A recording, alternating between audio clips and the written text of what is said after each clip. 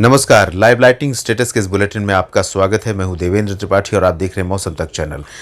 मध्य भारत के क्षेत्रों में आप देख सकते हैं कई जगहों पर गर्जना वाले बादल विकसित हुए हैं। मध्य प्रदेश और राजस्थान के ऊपर ये जो रीजन है, दक्षिण और पूर्वी राजस्थान का इलाका, और साथ ही साथ मध्य प्रदेश पर भी कई जगहों पर गर्जना वाले बादल हैं। बिहार और झारखंड, गंगेय पश्चिम बंगाल और सटे बांग्लादेश के ऊपर भी बने हैं बादल। ओडिशा के ऊपर भी हैं। छत्तीसगढ़, तेलंगाना और महाराष्ट्र के उत्तरी इलाकों में, मध्य महाराष्ट्र, मराठवाड़ा और विदर्भ के ऊपर काफ़ी अच्छे बादल दिखाई दे रहे हैं।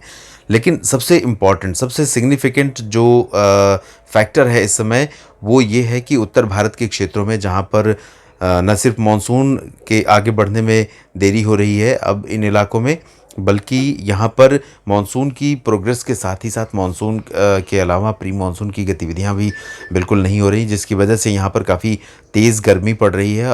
आज भी दिल्ली एनसीआर में और हरियाणा, पंजाब तथा उत्तरी राजस्थान के शहरों में कई जगहों पर काफ़ी व्यापक रूप में गर्मी पड़ रही है और बहुत तेज़ धूप रही दिन में। हालांकि सिग्निफिकेंट जो मैंने आपको बताया है, इसे समझना बेहद ज़रूरी है। अभी जो हवाएं अरब सागर की तरफ से आ रही हैं, वो हवाएं अपना असर दिखाना शुरू कर चुकी हैं। ये हवाएं अरब सागर से कुछ इस तरह से सौराष्ट्र और कच्छ के ऊपर से होते हुए गुजरात, राजस्थान के भागों से मध्य भारत की तरफ पहुंच रही हैं। इस तरह से हवाओं का रुख यहाँ पर है और इन हवाओं की वजह से ही राजस्थान के ऊपर जो ये दक्षिण पूर्वी इलाकों में प्रतापगढ़, सिरोही, माउंट आबू, उदयपुर के तथा आसपास के शहरों में जो गर्जना वाले बादल बने हैं, ये इन्हीं हवाओं का परिणाम है। और यहाँ पर कल से यानी 30 जून से काफ़ी अच्छा बदलाव दिखाई दे सकता है। धीरे धीरे ये हवाएं थोड़ा सा और अपना डायरेक्शन चेंज करेंगी और इन हवाओं की जो डेप्थ है वो भी थोड़ा बढ़ जाएगी। और डेप्थ जब बढ़ेगी तो ये हवाएं लगभग उत्तरी राजस्थान से होकर के इस तरह से आएंगी, और जब ये उत्तरी राजस्थान की तरफ पहुँचेंगी और उत्तर प्रदेश के दक्षिणी ज़िलों तथा उत्तरी मध्य प्रदेश के ऊपर से होते हुए आगे आएंगी, क्योंकि यहाँ पर एक ट्रफ रेखा उत्तर भारत के मैदानी इलाकों से लेकर यहाँ तक बनेगी, बंगाल की खाड़ी तक। और इस ट्रफ के उत्तरी क्षेत्रों में हवाएं चलेंगी पूर्वी, जो कि काफ़ी आर्द्रता लेकर के पूर्वोत्तर भारत और बांग्लादेश से होते हुए बिहार तथा झारखंड के उत्तरी इलाकों से होते हुए उत्तर भारत के हिमालयी क्षेत्रों तक पहुंचेंगी। और इन हवाओं, इस ट्रफ के नीचे ये जो ट्रफ बनेगी, लगभग इस तरह से जो हरियाणा और पंजाब से लेकर के इस तरह से ट्रफ बनेगी लगभग, और ये ट्रफ धीरे धीरे प्रभावी होने लगी है। इस ट्रफ के दक्षिण में इस तरह से हवाएं चलेंगी, दक्षिण पश्चिमी, और इसके उत्तर में जो हवाएं चलेंगी वो होंगी यहाँ से बंगाल की खाड़ी की तरफ से पूर्वी। तो इस तरह से हवाओं का रुख रहेगा। और यहाँ पर वेदर एक्टिविटी सबसे ज़्यादा सिग्निफिकेंट कहाँ पर होगी, इसकी भी बात मैं करूँगा। लेकिन पहले इस समय ताज़ा स्थिति जो बता रहा हूँ, इसकी बात आप इसकी स्थिति समझने की कोशिश करें।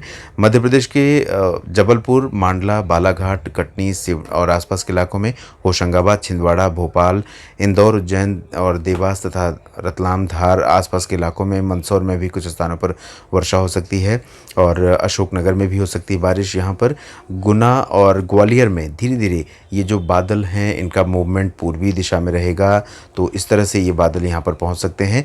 तो थोड़े समय बाद, इस समय शाम के 5:30 बज रहे हैं, आज 29 जून है, शाम के 7 बजे तक यहाँ पर कुछ इलाकों में बादल दिखाई दे सकते हैं, ग्वालियर और आसपास के हिस्सों में तथा आगरा समेत उत्तर प्रदेश के भी कुछ इलाकों पर। यहाँ जो रीजन होगा, यहाँ पर गर्जना के साथ वर्षा हो सकती है।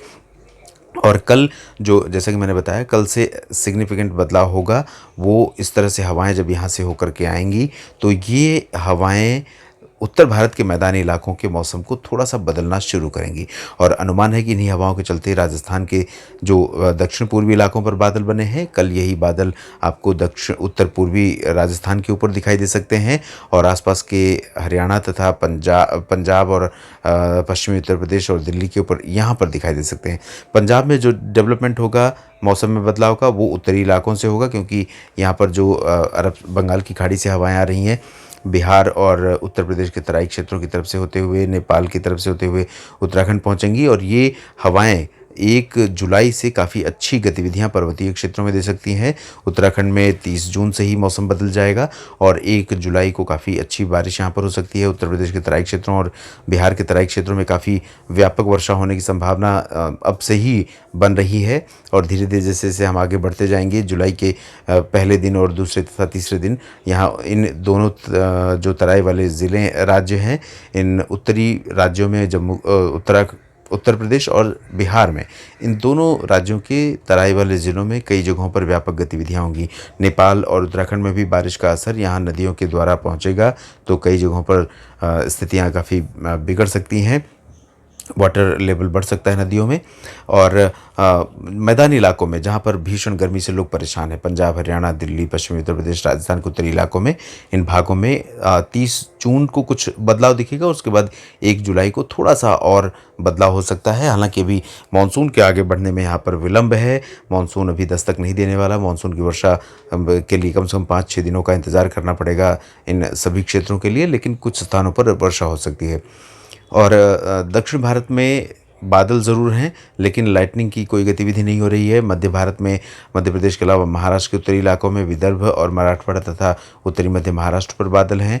झारखंड, गंगेय पश्चिम बंगाल, छत्तीसगढ़, उड़ीसा, बिहार, इन इलाकों पर बादल हैं। पूर्वोत्तर भारत पर भी बादल हैं, लेकिन लाइटनिंग स्ट्राइक अभी नहीं हो रही यहाँ पर।